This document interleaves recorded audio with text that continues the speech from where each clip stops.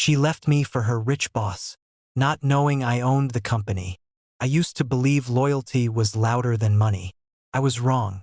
My name is Cale Varelli. For 3 years, I lived like a struggling man in a small apartment with cracked tiles and buzzing lights. I drove a tired old sedan that coughed every morning before starting. I wore simple watches, simple shoes, simple everything. But there was nothing simple about my reality. My family owns Varelli Global Holdings, a multi-billion-dollar empire spanning tech, logistics, and global infrastructure. And I am the majority shareholder, invisible on purpose. I didn't want someone to love my balance sheet. I wanted someone to love my empty wallet. That's when I met Leora Dane. She was studying business administration, working late shifts at a cafe, exhausted but determined. I admired her hunger, her resilience, her fire. She used to look at me and say, "I don't care if you're broke, Cale. We'll build together." So I built, quietly, her tuition, covered through a private academic foundation I created. Her rent assistance, anonymous donor. Her laptop, merit grant. Every time she cried about bills, I held her and said, "Well, figure it out." And she believed me. When she graduated top of her class, I made one quiet decision. I arranged for her to be hired into the executive development program at Orivon Technologies. She thought she earned it, and she did. I just made sure the door opened. Then she met her boss, Darian Wolf. Tailored suits, imported cologne, sports car that roared when he arrived. And slowly, she began to change. Late nights at work, new handbags, new tone in her voice. One night, she looked around our small apartment and said something that felt like a blade sliding between my ribs. "You're comfortable living like this, Cale? Like this, small." 2 weeks later, she placed my engagement ring on the table. "I met someone," she said softly. "He can give me the life I deserve." She left, and as the door clicked shut behind her, I picked up my phone and said 6 words that would change everything. "Schedule an executive board meeting. Tomorrow." Because the man she left me for reported to me, and she had no idea. The next morning, I didn't look broke. I looked like ownership. Charcoal suit, custom cut, Italian leather shoes, a watch that costs more than the apartment she despised. When I stepped into Orivon headquarters, security straightened immediately. "Good morning, Mr. Varelli." Respect is loud when it's real. The boardroom doors opened. Executives stood. And at the end of the hallway, I saw her, Leora, walking beside Darian, laughing, confident, until she saw how everyone reacted to me, until she saw Darian's face shift from arrogance to confusion. The meeting began. The CFO spoke clearly. "As majority owner and acting chairman, Mr. Varelli has final authority." Silence. Darian turned slowly toward me. "Owner?" I folded my hands. "Yes." The color drained from Leora's face. She whispered my name like she'd seen a ghost. I didn't look at her. Instead, I slid a folder across the table. Inside were audited reports of Darian's executive misconduct, misallocated funds, personal luxuries billed to corporate accounts. I didn't raise my voice. Effective immediately, Darian Wolf is terminated. Security entered. Just like that, the powerful man she chose over me, escorted out. And as he passed her, he didn't look powerful. He looked afraid. But the real shock wasn't his termination. It was what I said next.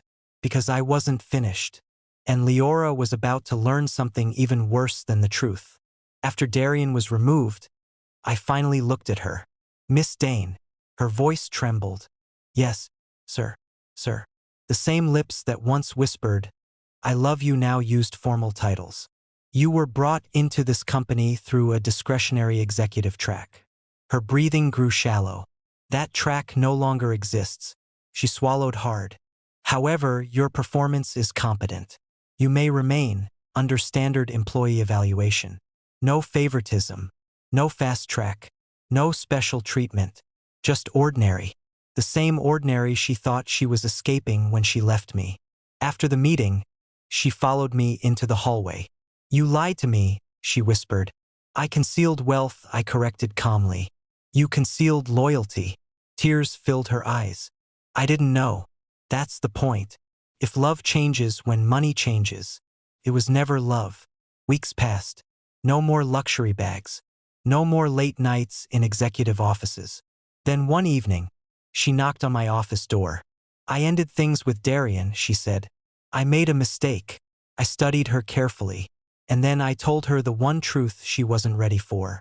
I don't want to be loved after the reveal. I wanted to be loved before it. She broke, crying openly now. I would choose you again, even if you were poor. I stepped closer. But now you know I'm not. And that changes everything. I opened the door for her. Professional. Final. She paused at the doorway. I never stopped loving you. I held her gaze. Maybe, I said softly, but you stopped believing in me. She walked out, and for the first time, I felt peace. But what she did next, that was something I never saw coming. 3 months later, Orivon's stock surged 18%. Expansion, international acquisitions, clean restructuring. The press wanted interviews. I avoided them until one headline forced my hand. A viral industry blog published an exposé titled, "How Orivon's Secret Owner Destroyed a Rising Executive's Career." Attached to the article, photos, old ones, of me and Leora, from our poor apartment days. Someone had leaked them. The narrative painted me as a manipulative billionaire who tested a loyal woman and ruined her boss' career out of jealousy. The board demanded clarification. Investors wanted stability. And Leora's name began trending for all the wrong reasons. I could have crushed the article quietly, but instead, I called for a press conference. Live, national broadcast. I stepped onto the stage. Flashes exploded. Microphones crowded forward. And I told the truth. Not the emotional version. Not the revenge version. The documented version. Financial records. Audit timelines. Board approvals dated months before her resignation. The numbers proved one thing. Darian was investigated long before she left me. Her betrayal had nothing to do with his termination. Silence filled the room. Then a reporter asked the question everyone wanted answered. Would you ever take her back? The world waited. And somewhere in that city, I knew she was watching. I adjusted the microphone slightly and answered in a way that ended the story forever. No, not with anger, not with pain, just clarity. Because love that disappears when money is missing will disappear again when power shifts. The press conference ended. Stocks rose another 6% the next morning. And Leora? She resigned quietly 2 weeks later. I never saw her again. But sometimes late at night I think about one thing. If I had truly been poor, would she have stayed? I guess he'll never know. And that is the only question that still echoes.